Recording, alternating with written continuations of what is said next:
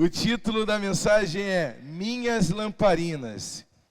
Eu quero falar sobre o encontro da noiva com o noivo, mas antes de eu começar na palavra, nós vamos ler o texto, deixa eu dar uma introdução para você do sinal profético do encontro da noiva com o noivo.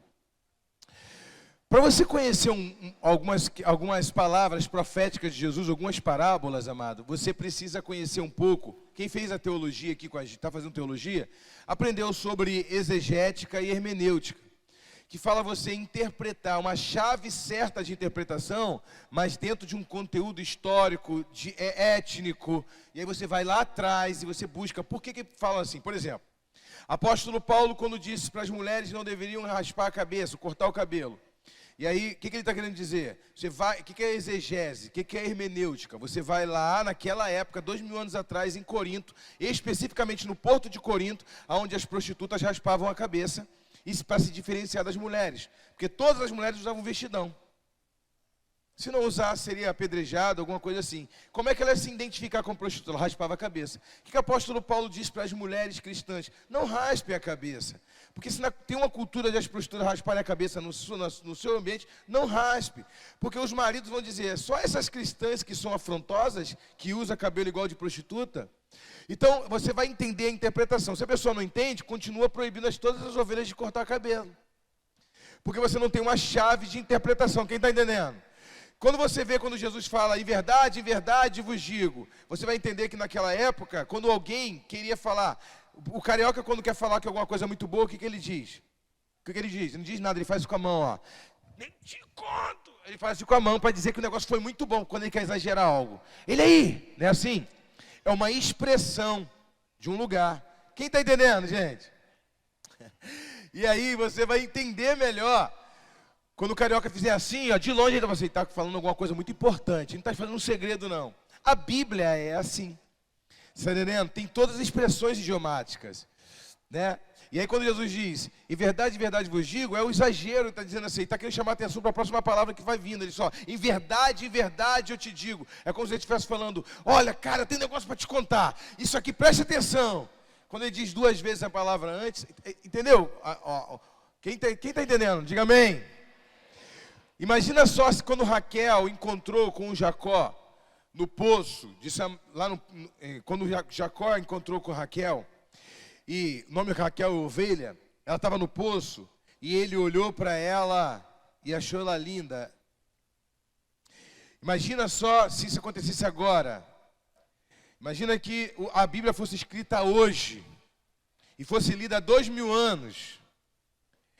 E alguém colocasse assim, tá, apesar que essa expressão não é mais de hoje, né? Mas vamos botar. Jacó achou Raquel uma gata. Quando alguém fosse ler daqui 2000 anos, ia ler e interpretar. Raquel deveria ter alguma aparência de gata. Ia ter algum pregador. Irmão, Raquel tinha aparência de gata. E Deus levantou até pessoas que tinham cara de bicho. Mas se um camarada que estudasse sobre a linguagem da época e ele interpretar da maneira correta, ele achou a Raquel bonita. Ou então é um broto, há 30 anos atrás. Um jovem não sabe o que é um broto. Né? Achou um broto, um chuchuzinho. Aí imagina o pregador pregando há 2000 anos, aqui 2000 anos. Fulano era um chuchuzinho. Não sabia nem o que era. Qual o sentido que tem a mensagem? Então, quando nós falamos do casamento, está entendendo? Quando nós falamos do casamento, nós estamos falando de uma interpretação dentro do contexto judaico. Quem está entendendo? Porque nós somos judaicos cristãos. Nenhum cristão pode dizer que ele não é judaico cristão. Porque as promessas que nós temos em Jesus no Novo Testamento são promessas para o povo de Israel do Antigo Testamento, que se cumpre e alcançou o mundo todo. Então, não tem como desvencilhar o Evangelho do Antigo Testamento. Por isso que o Antigo Testamento está ali. Amém? Então um jovem, quando ele chegava, falava, minha gata, cadê minha gata? Eu sinto falta quando ela sai daqui, alguém manda buscar ela. Ou eu que tenho que buscar, é o noivo, né? Então, imagina só comigo. Acontece que o noivo, ele chega diante da família. E na mesma hora ali, na frente da família, ele diz assim, ele pega um cálice, uma aliança, um suco de uva. Isso acontece até hoje, gente. Eu vi um casamento judaico lá em Israel. É a coisa mais linda. Sabe onde eles gostam de casar? Eles gostam de casar em Jope. Ali onde Jonas ia fugir, onde Pedro ficou na casa de Simão curtidor de couro. E toda vez que nós vamos lá, tem um lugar profético lá, que todo mundo casa lá. Todo mundo quer casar, né? Não é todo mundo que tem condições, mas todo mundo quer casar naquele lugar ali e tirar foto ali. Então, quando tu vai em Jope, tu vê muito noivo tirando foto nas escadarias de Jope. É muito tradicional em Israel o pessoal casar ali e tirar foto ali. Ou, no mínimo, tira foto ali. E aí nós vimos, Jorge Lucas esteve lá comigo, eu fiz questão de levar ele em Jope, ele viu as noivas lá, a festa, a alegria que o povo tem num casamento, gente. É algo assim muito impressionante. E aí, é algo tão interessante que o noivo, ele chega diante da família e ele faz uma aliança, ele diz assim: eu me comprometo, é o Kedushin. O que é a palavra Kedushin? Separado para a santificação. Kedushin. Separado para a santificação. Olha como que é a unidade do casal. Chama um, vem dois.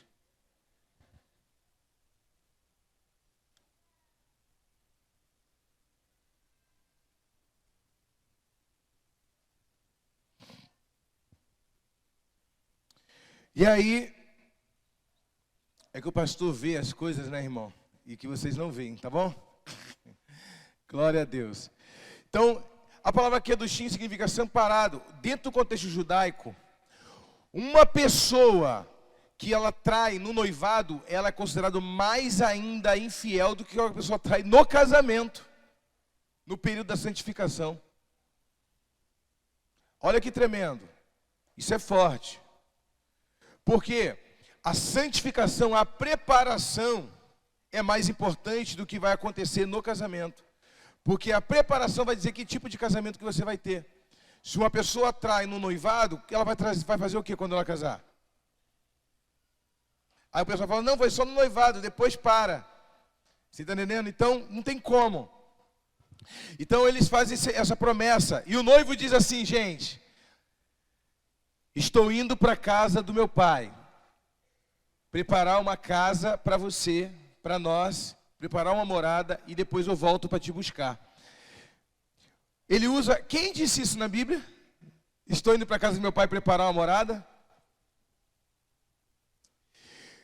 Entenda o seguinte, que ele não vai construir na casa do pai dele, nos fundos da casa do pai dele não. Ele está querendo dizer que ele vai ficar continuando morando com a família dele, até ele comprar um terreno, construir uma casa, criar uma estrutura, para aí vir te buscar. Enquanto isso, eu vou fazer, a minha promessa é essa. Olha o que ele diz, a minha promessa é essa. Eu me comprometo diante de vocês que eu vou vir buscar vocês, eu vou me preparar para eu ter você, eu vou te dar uma vida melhor, eu vou construir uma casa, eu vou te dar um conforto, mas você vai fazer a tua parte, tu vai se preparar para me encontrar. E o que a mulher fazia? Fazia um crochê, fazia alguma coisa que a mulher na época se preparava para ajudar com alguma coisa em casa, se preparava, a mãe já pegava tipo um intensivão, um arroz, um feijão, uma comida, se preparava também. Era tempo de preparação, quem está entendendo? Muitas pessoas, irmãos, não recebem o que Deus tem para elas, porque não estão se preparando para aquilo que Deus tem preparado. Querem casar, mas não estão preparados.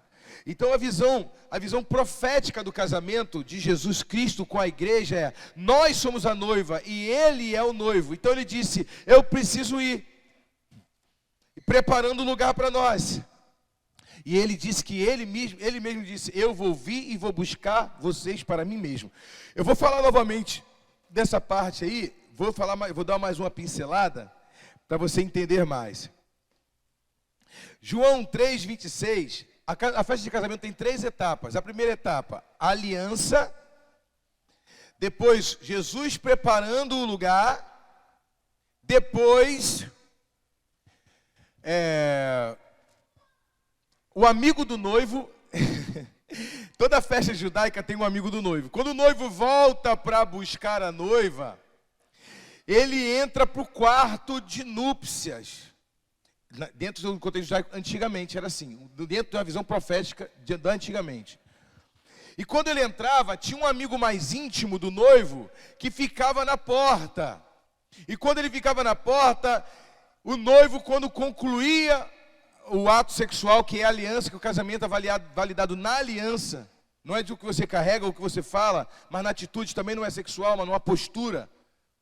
Mas ele diz, o amigo do noivo, o noivo dizia, está consumada a aliança. Então o amigo do noivo, que estava atrás da porta ouvindo, ia para o meio do salão e dizia, está consumada a aliança. E começava uma festa de 7 dias. Não é a coisa mais linda, irmão? E olha o que João diz. Vamos lá, minha filha, coloca para mim em João 3:26. E foram ter com João e disseram-lhe, Rabi, aquele que estava contigo além do Jordão, do qual tu deste testemunho, ei-lo batizando, e todos vão ter com ele. Respondeu Jesus e João e disse, o homem não pode receber coisa alguma, se lhe não for dado do céu. Vós mesmo me sois testemunhas de que eu disse, não sou o Cristo, mas sou enviado adiante dele. Aquele que tem a esposa é o esposo, mas o amigo do esposo, que lhe assiste e lhe ouve, alegra-se muito, e com a voz do esposo. Assim, pois, já que essa minha alegria está cumprida, é necessário que ele cresça e eu diminua. Quem João está colocando ali? Quem lê esse texto só vai entender se entender a cultura judaica. Você está dizendo, as pessoas perguntaram, tu é o Cristo? Se tu é o Cristo, fala abertamente. Ele disse, eu não sou o Cristo. Kol koreba midbar. Eu sou a voz que clama do deserto. O que tu é? Fala a verdade. Ele já estava injuriado, todo mundo perguntou, tu é o Cristo? Tu está batizando porque tu é o Cristo. Chegou aqui e dá um grito. Kol koreba midbar. Eu sou a voz que clama no deserto. Aplanai as veredas. E não sei mais o quê. Você está entendendo? Aí uns discípulos chegam com ele para conversar com ele e diz, fala com a gente, como é que funciona? Ele disse, olha só, nenhum homem tem autoridade se não for lhe dada do céu. Nenhum homem tem autoridade se Deus não der essa autoridade para ele. Mas eu quero dizer uma coisa para você. Eu não sou o esposo tem a esposa. Mas eu sou amigo do noivo, que ouvindo a voz dele, muito se alegra. Ele está fazendo alusão à tradição judaica, que o amigo do noivo fica na porta do quarto, e quando o noivo diz, a aliança está feita, ele se alegra. Sabe quem é o amigo do noivo? Eu vou contar para vocês quem é o amigo do noivo. É o teu líder de célula. Que quando você aceita Jesus, ele ouve a voz do noivo se alegrando, porque fez uma aliança contigo, e ele sai gritando para todo mundo, dizendo, ele aceitou Jesus, ele é do noivo, ela é do noivo. Sabe quem é o líder de célula? É aquele que prepara o caminho para a pessoa conhecer Jesus. Sabe quem é o pastor? É aquele que conhece, prepara o caminho para a pessoa conhecer Jesus. Toda pessoa que prega a palavra é um João Batista, que prepara o caminho para as pessoas conhecerem Jesus. Nós não somos Deus na vida das pessoas, nós somos o amigo do noivo, que se alegra quando alguém faz aliança com o noivo.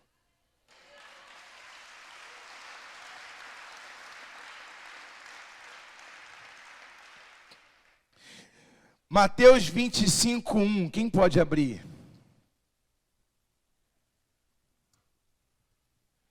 Então o reino dos céus será semelhante a 10 virgens que, tomando as suas lâmpadas, saíram ao encontro do esposo. E 5 delas eram prudentes e 5 loucas. As loucas, tomando as suas lâmpadas, não levaram azeite consigo. Mas as prudentes levaram azeite em suas vasilhas, com as suas lâmpadas. E tardando o esposo, tosquenejaram todas e adormeceram. Mas à meia-noite ouviu-se o clamor, aí vem o esposo, sai-lhe ao encontro. Então todas aquelas virgens se levantaram e se prepararam as suas lâmpadas. E as loucas disseram às prudentes, dai-nos do vosso azeite, porque as nossas lâmpadas se apagam. Mas as prudentes responderam, dizendo, não seja caso que nos falte a nós e a vós, ide antes aos que vendem e comprai-o para vós. E tendo elas ido comprá-lo, chegou o esposo, e as que estavam preparadas entraram com ele para as bodas, e fechou-se a porta. E depois chegaram também as outras virgens, dizendo, Senhor, Senhor, abre-nos a porta. E ele respondendo disse, em verdade vos digo que não vos conheço. Vigiai, porque não sabeis o dia nem a hora em que o Filho do Homem há de vir. Sabe o que me impressiona? Eu vou falar dessas virgens. As 10 eram virgens, não tinha nenhum em pecado. Tinham 5 virgens e 5 que fingiam que era virgem. As 10 eram virgens. Qual era o pecado delas então? A falta de vigilância, a falta de desejo de querer encontrar com o noivo. Muita gente, irmãos, vai deixar de subir, não é porque não tem pecado não, mas é porque perdeu o desejo de querer encontrar com o noivo. E você não encontra com quem você não tem desejo de encontrar.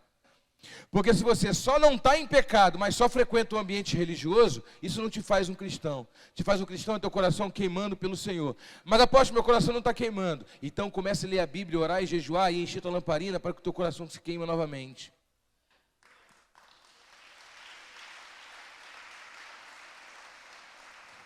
Deixa eu explicar para vocês, eu não sou contra, eu não quero bater de frente com tradições muito antigas, amém? Mas durante muitos anos, a igreja teve um conceito muito errado do que era casamento. O casamento é profético, todo casamento aponta para a noiva encontrando com Jesus Cristo. Apóstolo Paulo aos Efésios, Pedro escreve isso também, ele diz, o marido é o cabeça, ele não é a cabeça, ele é o cabeça. Qual é a diferença, meu apóstolo? A cabeça diz que a mulher tem que fazer ou deixar de fazer, porque é a cabeça. Mas o cabeça é uma referência para ser guiado. Então a mulher não é obrigada a fazer as porcariadas que você faz. Mas se você tiver uma referência espiritual e for um sacerdote, ela vai copiar os seus atos. Fora isso, ela não vai fazer. Você não é a cabeça da mulher. Você não pensa por ela, você é o cabeça. Ou seja, você vai criar uma referência tão grande que todo mundo na sua família vai querer ser igual a você, sem você mandar. Quando o cara fala, tem que me mandar porque eu sou isso, é porque já não manda mais nada, não tem autoridade mais nenhuma, só está usando o poder e a força. Amém? Mas, falando da autoridade de Jesus sobre a noiva, apóstolo Paulo dizia a homens, maridos, esposos, ame as vossas mulheres como cada esposo ame a sua mulher. Como Jesus amou a igreja. Mulheres, honra o seu marido porque ele é o cabeça. Então ele coloca cada situação no lugar. Pais, não aborreça os seus filhos. Filhos, honre os seus pais. Organiza a família, não é isso? Porque há uma organização. Nós vamos ser uma família no céu. Tem que ter regras e respeito. Agora olha só que tremendo como que Deus trabalha, gente. O noivo, ele não fica esperando. Biblicamente, casamento é bíblico. Amém, irmãos? A história de casamento saiu de dentro da Bíblia. Não existia casamento. As pessoas se juntavam e pronto. Casamento, isso não é Bíblia. E como é que você faz um casamento bíblico sem ser bíblico? Então eu espero, eu vou deixar minhas filhas decidirem. E cada um de vocês vai decidir do jeito que quiser. Eu não vou me meter, eu falei, eu não vou me meter em culturas de mais de 500 anos, que foi criado. Eu lembro que eu falei aqui do início, não falar por igreja católica, mas foi criado uma estrutura dentro da igreja católica, desse casamento, deu noivo esperar a noiva. Então, mas era uma estrutura que Deus está tirando agora essa mentalidade. E tendo o seguinte, a noiva estava esperando o noivo, não era o noivo que estava esperando a noiva. Nós somos a igreja que estamos esperando o noivo. Essa cultura de que o noivo tem que ficar plantado no altar e a noiva se atrasa, a Bíblia deixa bem claro que se a noiva se atrasar, ela não entra na núpcia. Você tem que estar no dia certo, preparado, ataviada, esperando o noivo. O noivo não tem que esperar você, só está faltando o véu. Apartai-vos de mim, maldito, que eu não te conheço. Então essa cultura que o marido fica plantado lá com cara de igual um 2 de paus lá assim, ó. A noiva deve estar vindo muito linda, está atrasando. Noiva que atrasa é profético, é uma forma profética e maligna. Porque a noiva, nós não devemos nos atrasar, temos que andar no tempo de Deus. Repito, eu não quero ser retrógrado nem implantar uma doutrina nova. Eu estou falando do casamento bíblico. Amém? Se alguém aqui resolver fazer dessa maneira, quero fazer porque eu quero fazer, não vai estar em pecado também não, é uma cultura. Mas eu acho que quando lhe é revelado algo, é tão profético, por que você vai fazer de outra maneira? Quando nós fizemos o casamento do pastor Vinícius e da pastora Lúcia, foi lindo o casamento, não foi? A única parte ruim do casamento foi a pastora Lúcia cantando. Quase que o pastor Vinícius saiu correndo quando ele entrou cantando. E lamparina! Então, mas... Não cantou essa música, não cantou outra. Não, a pastora Lúcia canta bem, mas aquela, acho que ela estava emocionada. E aí o casamento judaico, a gente faz assim, olha, gente. A noiva entra com o manto sacerdotal, o talite. Ela entra segurando o talite, que fala de cobertura. E ela entra bonitona, a gente não tira o brilho da noiva. Mas o brilho maior é do noivo. Agora, olha como que o foco muda. As pessoas ficam, como que deve estar a noiva? Como que está a noiva? Tiraram o foco do noivo para colocar na noiva. É a mesma coisa que estou fazendo hoje. Estou botando foco na igreja e tiraram o foco de Jesus. As mensagens hoje são para agradar a igreja, não Jesus.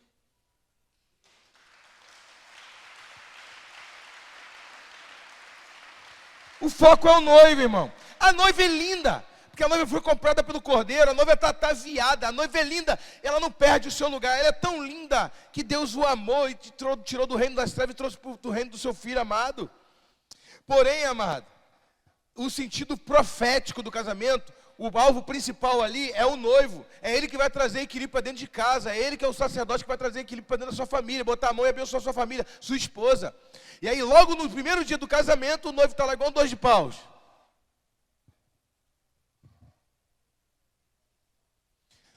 Esperando a noiva. Quem está entendendo? Então, amado, é a noiva que espera o noivo. E sabe o que eu acho mais interessante? Que eu já fui em casamento judaico, que a noiva chegou e o noivo não se atrasou. Porque o homem é mais difícil de se atrasar do que mulher. Alguns, né? Então, não existe isso. Então, esse é o sinal profético. Aí o noivo vem. A noiva pode entrar com o pai, amém? Entra na frente com o pai, cria aquela expectativa, não é isso? A noiva entra, que a noiva vai acabar sendo uma expectativa muito grande, que é por causa da cultura, né? E quando ela entrar, ela vai ficar mais tempo lá na frente, lá, linda, e o noivo vai entrar, e ela vai entrar com o talite. Quando o noivo entrar, no casamento do pastor Vinícius, vem uma garota gritando, né? Porque tem isso também, vem um menino gritando, o noivo chegou, e entra gritando pela igreja, o noivo chegou! E a igreja toda se bota de pé para ver o noivo chegar. E toca chofar, profético. Isso é o casamento judaico. Toca o chofar, o noivo chegou. Igual vai tocar o chofar quando o nosso noivo vimos buscar. E quando ele chega diante da noiva, ele dá aquele beijo respeitoso na noiva. E a noiva pega o talite e coloca em cima do noivo e diz, eu estou colocando autoridade sobre a sua vida. Você é minha autoridade hoje. E coloca o talite em cima dele, cobre ele e diz, eu estou dando a minha autoridade, o meu talite, que é o chale de oração, você é minha cobertura. E coloca nele. E ali, não é lindo, irmãos? Como que as pessoas tentam apagar um brilho de uma coisa tão linda como essa? E repito, qualquer um pode fazer, amém, irmão? Eu não sou um pastor que vou falar, você tem, pelo amor de Deus, isso é teu sonho, irmão, deixar alguém esperando meia hora. Irmão, amém. Deus escolheu a pessoa certa para você. Casa da maneira que Deus colocou no teu coração. Eu estou só dando uma lição profética. Para mim é muito profético. Amém?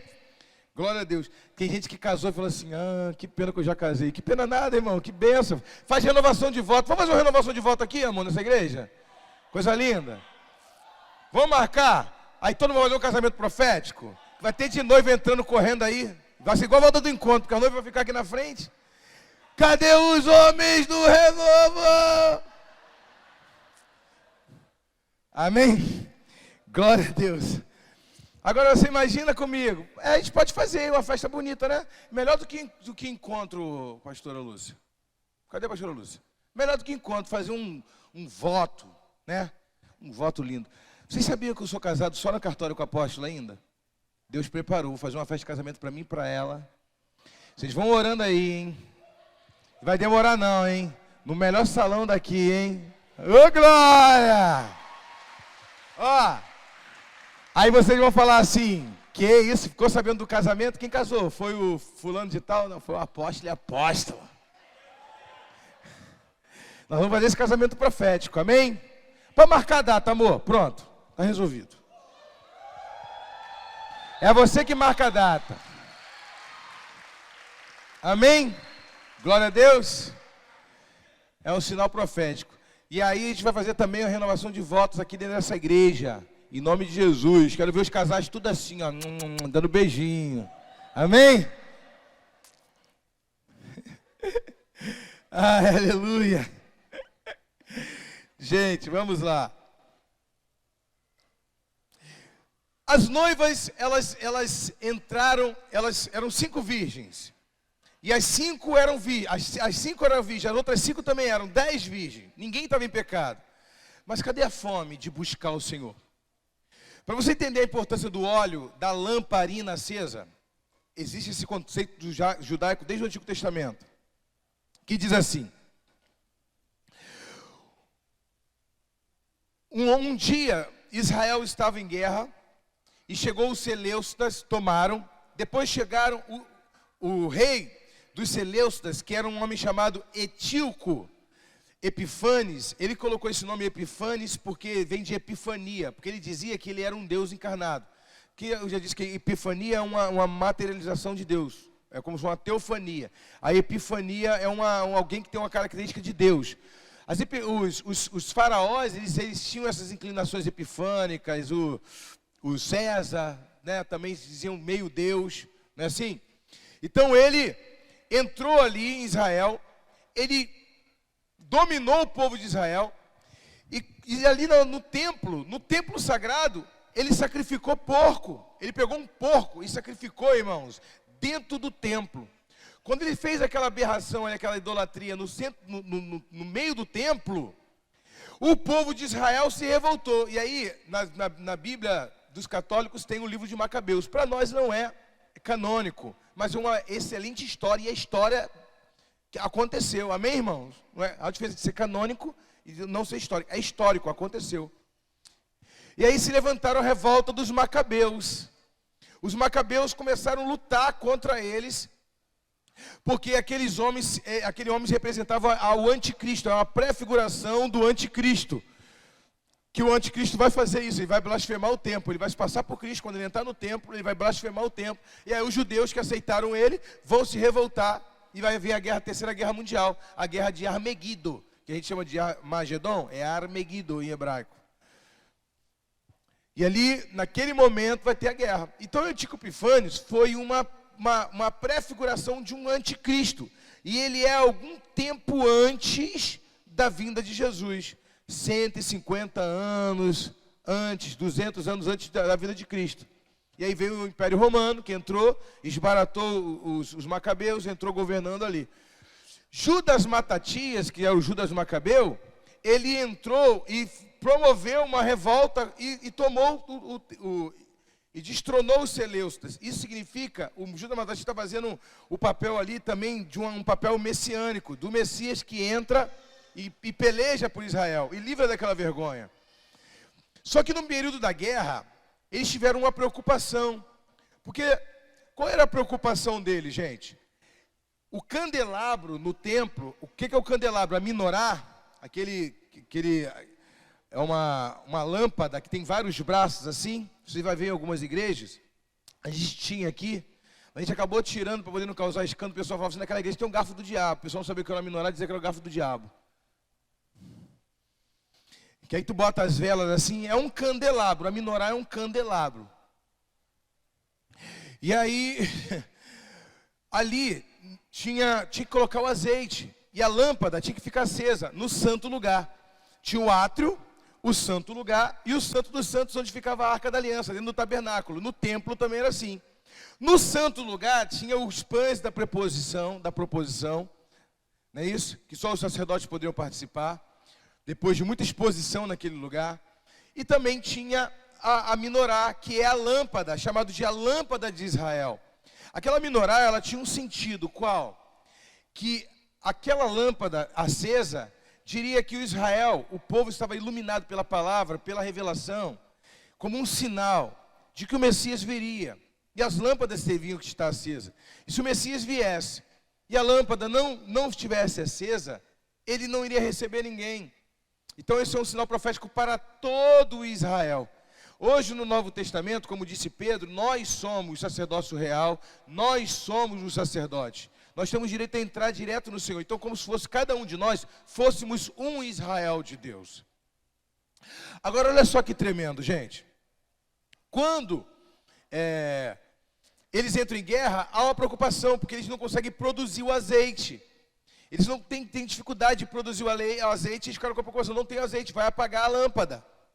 E aí, Deus fez um milagre, que durante 7 dias, uma lâmpada que o sacerdote tinha que preencher de azeite todos os dias, ou um dia sim, um dia não, durante 7 dias, ou o tempo da guerra que durou, eles permaneceram a lâmpada acesa, Deus fez um milagre e multiplicou o azeite. E aí até hoje em Israel eles comemoram uma festa chamada Festa de Hanukkah. A festa de Hanukkah é a festa das luzes. Agora, por incrível que pareça, porque a luz ficou acesa milagrosamente, a lâmpada não se apagou, não por condições e materiais humanos, recursos humanos, mas a lâmpada não se apagou por causa de recursos do céu. Não é tremendo, gente? E aí, qual é a data que eles comemoram Hanukkah? Dia 25 de dezembro. Porque foi o dia em que Deus deu a vitória para eles e livrou eles do anticristo, ou seja, do Antigo Epifânios. E aí você vai dizer para mim, é coincidência Jesus nascer no dia 25 de dezembro? Escuta, tem pastores que batem de frente dizendo que Jesus não nasceu dia 25 de dezembro. Até eu acredito, dentro de um entendimento, que ele possa não ter nascido no dia 25 de dezembro. Que ele pode ter nascido eu acredito que ele pode ter nascido em outubro, porque é a época de tabernáculo. Mas isso são teses. Mas Deus escolheu a data do dia 25 de dezembro, então é essa, amado. Imagina que sua mãe, você te achou na rua, e não sabe o dia do teu aniversário, nem quantos anos tu tem. Esse menino tem cara de 2 anos. Aí olha pro Islã e diz, esse cara tem cara de 39, brincadeira. Aí você imagina, você olha assim, esse menino tem cara de ter 2 anos. Mas e o dia? Vamos escolher uma data. É aquela data, amado. Quer entender? A minha mãe foi registrada no dia 26. Ela nasceu no dia 17. Minha mãe guardou o nome dela. A minha avó guardou a data do aniversário dela. A gente comemora no dia 17. Ela fala no dia 26. Cadê meu presente? Meu aniversário hoje também. Você entendeu? Então, escolheu aquela data, é aquela data. Então, se uma cultura existe há 2000 anos e todo mundo acredita que Jesus nasceu dia 25 e temos uma grande ocasião para poder pregar o evangelho para todas as nações nessa data, por que eu vou ficar passando o tempo todo pregando, brigando para querer mudar a data, se isso não tem relevância? A relevância é que Jesus nasceu. A relevância é essa. O mais importante é ele nasceu, viveu entre nós, morreu e ressuscitou o 3º dia. Amém? Quem vai dar uma salva de palmas para o Senhor Jesus? Então a igreja fica se distraindo, discutindo por coisas que não tem conteúdo, não tem importância. Agora, eu acho profético, Jesus nasceu no dia 25, no meio de um império, é ou não é? No meio, para livrar o povo da vergonha, no meio da opressão. Agora imagina comigo se Jesus vem no dia 25 também, no dia do anticristo estiver reinando. São datas, irmãos, a gente tem que lembrar que Jesus gosta de datas. Deus gosta de datas. Ele escolhe datas, estações, tu vê profeticamente ele trabalhando em 14 de Abib, não sei mais o que, ele gosta de ser detalhado na data. Então, irmãos, pode ser que ele dá várias marcações. Aí você vai ficar adivinhando, ele vai vir no Natal, ele vai vir em outubro, que outubro é tabernáculo. Ele pode vir em abril, que abril foi o cordeiro onde foi morto, foi em abril. Ele pode vir em outra data. Irmãos, eu tenho que ficar preparado o tempo todo com a minha lamparina acesa. Eu tenho que me preparar o tempo todo, não numa data que eu acho. Então essas noivas, elas não tinham azeite. Deus pode multiplicar azeite em tempo de guerra. Mas em tempo de que você não está em guerra, quem produz azeite somos nós. Em tempo de guerra, Deus está produzindo azeite para tu vencer aquela guerra. Porque Ele sabe que tu não tem que fazer os dois. Mas em tempo de paz, você está produzindo azeite para o tempo de guerra. O noivo está vindo, as outras 5 noivas prudentes, e as outras dizem imprudentes, né? Em outras passagens dizem de loucas, né? Porque isso, na Bíblia tem essa comparação, louca e imprudente. As loucas disseram, me dá um pouquinho, me ajuda. A prudente entendeu o seguinte, não é egoísmo. Ele disse o seguinte, olha, nós tivemos o mesmo tempo de preparamento, ou de preparação. Nós tivemos tempo para jejuar e orar. Todos nós fizemos isso. Eu te chamei para a célula, eu te chamei para o culto, eu te chamei para a consagração, eu te chamei para o louvor, eu te chamei para a célula de edificação. Você não quis ir. Agora, se eu te der do meu azeite, fica eu e você fora. Agora, irmãos, cada um dará conta de si a Deus. O teu líder de célula só vai te levar até a presença do noivo, irmão. Dali para cá, ele não tem mais autoridade nenhuma. Tu está debaixo do governo eterno. Buscai os...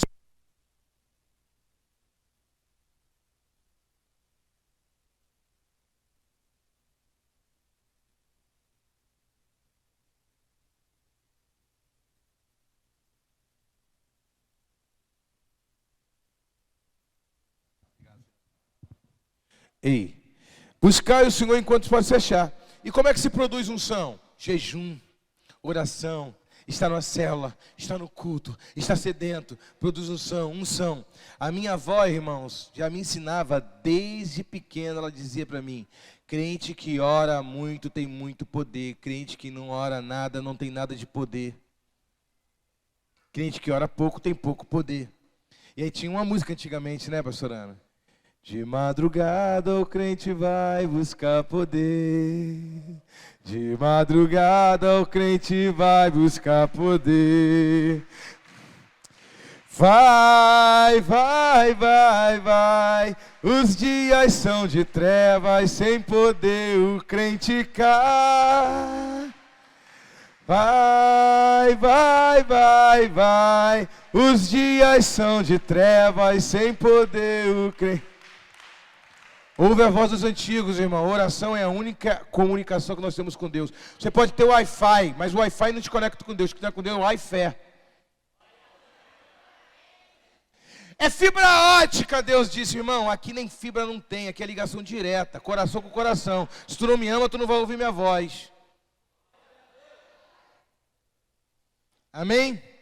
Então, pode ser, a oração nunca vai se tornar arcaica. Você pode ter internet 5G, 7G, não sei mais quanto G, você pode ter a maior tecnologia, ainda assim, o único meio de comunicação com o Criador dos céus e da terra é a oração.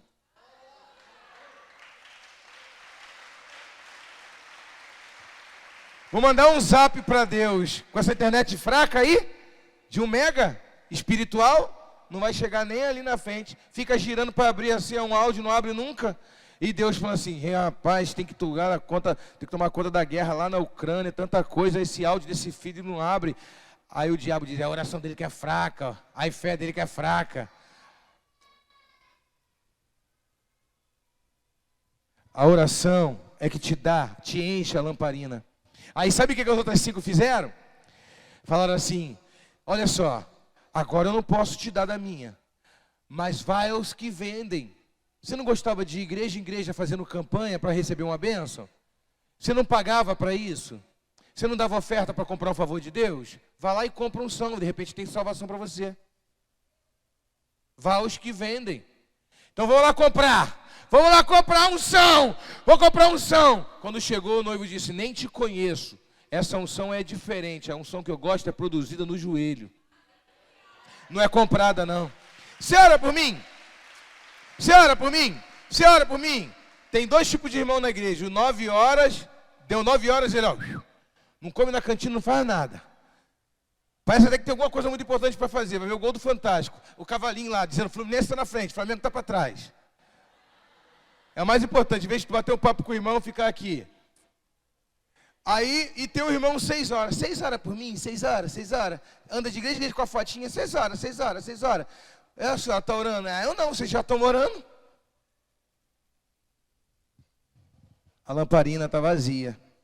Está com a foto do filho, está com não sei o quê, acredita na oração dos outros, mas não quer buscar unção e acreditar na dela. Não tem problema de pedir oração para ninguém não, amém, irmãos? Tu tem um líder, tu tem uma autoridade, ora e peça oração. Mas ore também, faz a tua parte, se tranca no quarto e vá buscar o teu Senhor, vai produzir unção. Porque quando o noivo bater, se a lâmpada estiver apagada, não interessa se você é filho de crente não é neto de Deus.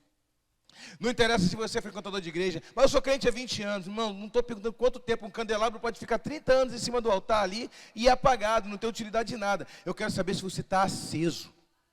Eu quero saber se você está ardendo no teu coração esperando a minha volta. Eu quero saber se você quer encontrar comigo de verdade. Eu quero saber se você quer entrar nas minhas núpcias. Eu quero saber se você quer entrar na minha boda. Eu quero saber se você é meu eternamente. Eu quero saber se o teu coração está queimando por mim eternamente. É isso que eu quero saber.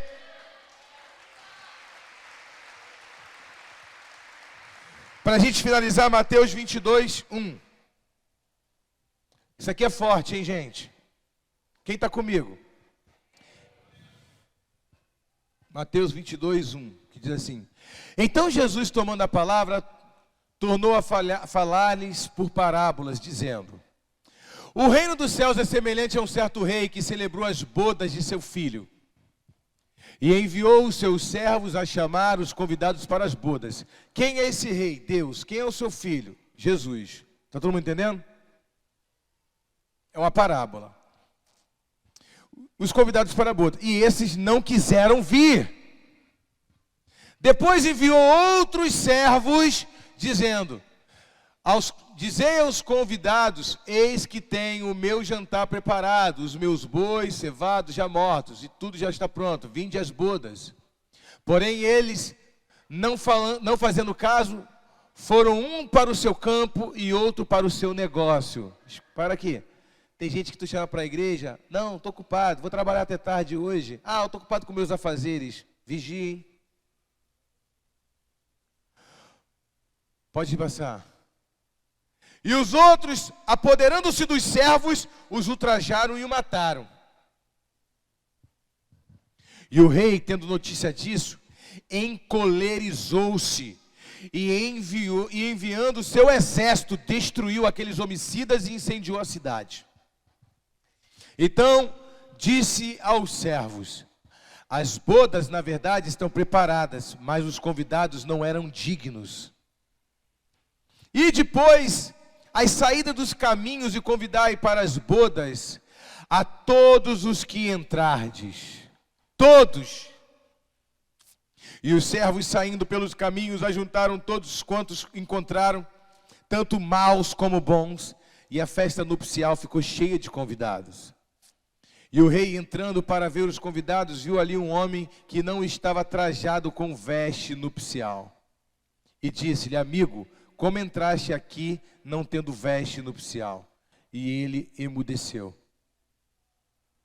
Disse então o rei aos servos: amarrai-o de pés e mãos, levai-o e lançai-o nas trevas exteriores. Ali haverá pranto e ranger de dentes. Tem gente que falou assim: apóstolo, a minha mãe não vai para o inferno não. Por quê? Porque ela não tem dente. A Bíblia diz que lá no céu vai ter ranger de dente. É outra palavra emblemática, irmãos. Ranger de dente significa muito sofrimento, tá? Então, se vou arrancar meus dentes que eu vou ficar tranquilo. O diabo implanta uns 10 lá, irmão, em você.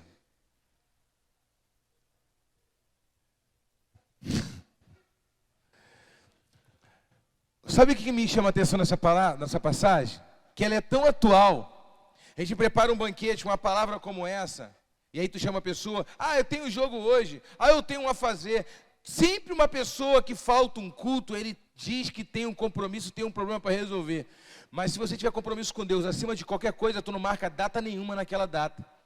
Se um parente meu me chamar para uma festa de casamento no domingo, ele está quase dizendo assim: eu não quero que você vá, eu só estou sendo educado. Porque se ele me fez um casamento no domingo, ele já quer que eu não vá, porque ele sabe que eu não vou deixar de ir para a igreja no domingo. Então esse é o meu posicionamento. E acabou. Eu não vou e pronto. Quem está entendendo? Eu não vou negociar. O noivo vem: cadê você? Fui na festa de um amigo. Então é ele, então fica com ele. Isso não é ser radical. Isso é entender que você tem que ter expectativa no que Deus tem para você. Isso não é fideísmo. Isso é o coração queimando pelas coisas de Deus. Amém? Então ficaram distraídos, não eram dignos. E aí o filho, o dono da festa, né, o dono que está promovendo a festa, que é o pai, que é Deus, uma metáfora, Deus, e o filho, que está a boda do filho é o Jesus, manda chamar todos. E manda os servos, os líderes de célula, manda os pastores, os 12, chama todos. Todos que estiverem pelo caminho, manda entrar. E quando entra, ele identificou um que não estava com vestes nupciais. Ele diz assim: como é que você entra aqui com essa roupa? Olha, abre uma aspa aqui, eu não quero ser polêmico. Mas imagina que uma pessoa tem o sonho de fazer um casamento, e ela aluga um salão, 5 mil reais, ou 10 mil reais, 20 mil. Aí faz um buffet lindo. E aí convida os padrinhos todos. Aí vem um convidado que a pessoa convidou, um parente, um primo, e o cara vai de bermuda e de boné. Isso é uma desonra para o convidado, para o noivo. Isso é uma vergonha. Aí o cara quer mostrar que é intimidade. Eu tenho intimidade. Pô, tu tá de boné aí, meu irmão. Foi criado comigo, irmão. Tudo bem, tu foi criado com ele, mas não tá indo para casa dele, tu tá indo para o casamento dele. Ele pagou um buffet caro para ter tudo muito elegante, tudo lindo, e você foi de bermuda. A tua roupa não condiz com a consideração que você tem com o noivo. Você não considera ele, tu quer mostrar uma falsa intimidade. Se tu considerasse ele, tu botaria a roupa que honrasse ele. Quem está entendendo? Isso é bíblico. Isso é uma desonra. E a Bíblia diz que se você não vai honrar a Deus, se você for de qualquer maneira chegar no dia. Só que essa roupa ali é uma metáfora, é uma alusão, uma alegoria. Entenda, que Jesus está usando. Antigamente, irmãos, os homens não tinham muitas roupas. As pessoas pobres tinham 1 ou 2 vestidos só. Ficava velho, depois de 10 anos comprava um outro. Era muito caro. Tecido era caro, não era agora que tem linha. Depois da Revolução Francesa, da Revolução Industrial, obras em série, mas tudo era muito manual. Não tinha nenhuma máquina fazendo nada em série. Então tudo é muito caro. Quem comprava roupa, tinha 3, 4 tipos de roupa e comprava roupa sempre, eram os ricos. As pessoas mais pobres usavam uma roupa só. E outra, a maioria das roupas eram brancas, porque o tecido branco era mais barato. As roupas que tinham cor, que eram talar, roupas talares, roupas de muitas cores, eram roupas de gente rica, porque tinha que matar marisco do mar para tirar tinta. Depois eles desenvolveram com cebola, a tinta da cebola, das frutas, extrair a tinta, mas não tinha essa técnica, então era muito de marisco, era um trabalho muito grande do fruto do mar, tirar a tinta dos animais marítimos. Então, roupa com tinta era muito cara. Por que que o pai dele, Jacó, o Jacó, deu a túnica talar para José e os irmãos ficarem ciumados? Ele deu uma túnica toda colorida de cima e embaixo, irmão, aquilo ali devia ser muito dinheiro, e os filhos mais velhos ficarem ciumados, porque era de rico. Agora, o pobre, ele tinha a roupa branca, e a roupa, como é deserto, ficava muito empoeirada, usando só essa roupa, de manhã, de noite, muito empoeirada.